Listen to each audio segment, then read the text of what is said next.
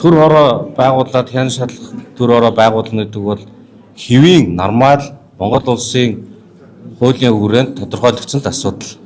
Тэгэхээр энийг хийснээр аль нэг юм хардлуулад явж байгаа төслийг гацаагаад ямар нэгэн эрсдэлтэй байдал үүсгэх юм зорилгоч байхгүй, тийм эрсдэлж байхгүй гэж бодож байна. Бид нар энийг сонсох шаардлага байна. За нэгдүгээрт би хоёр шаардлага нэлээд. Нэгдүгээрт бол нийт иргэд мэдэх бас эрхтэй. Энэ нэг юмны чард ингээд нэг хил ам яваад байна шүү дээ. Оо ингээд одоо хэд дахин хамтгаа өгчлөө өдргээл зарим нь хитрхи бас хөөрцөн юмнууд байна. Үнэхээр алдсан юм бас байх шиг байна. Тэгэхээр алдаа гаргацсан юм уу? Үгүй юм уу? Гаргацсан бол тэр нь ямар хороо хөрөлтөө юм? Засаж болох юм уу? Үгүй юм уу? За энийг нэг тодорхойлж. Хоёрт нь монголчууд угаасаа нүүрс бид нар ингээд олж байгаа орлогын тал нь нүүрс тэр талынх нь дахиад тал нь гашуун сууд ганц мод واخгүй. Тэгэхээр тэнд Монголын орлогын маш том хэсэг явж байна.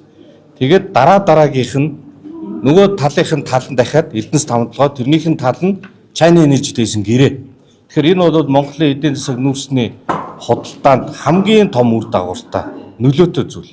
Тэгээд урт хугацаанд бид нар нүүрсээ ямар бодлогоор борлуулах юм, ямар бодлогоор тээвэрлэх юм, ямар бодлогоор боловсруулах юм, энэ дүгнэлтэнд энэ сонсголын гарах үр дүн бас нөлөөлнө. Одоо болтол улсын хамгийн том орлого олдог салбарт ажиллаж байгаа зохион байгуулалт төлөвлөлт нь байхгүй. Монгол улсад үнийн бодлого байхгүй, индекс байхгүй. Тэрүүгээр явж байгаа тээвэрчт нь хаягдсан нэг юм мэс болсон газар байгаа байхгүй. Тийм учраас бид нар энэ сонсголоос энэ гэрээний ач холбогдол дээрээс дахиад ер нь салбар яаж хөгжих вэ гэдэг дээр нэлээд сайн мэдээлэл гаргаж авч чадна гэж бодож байна.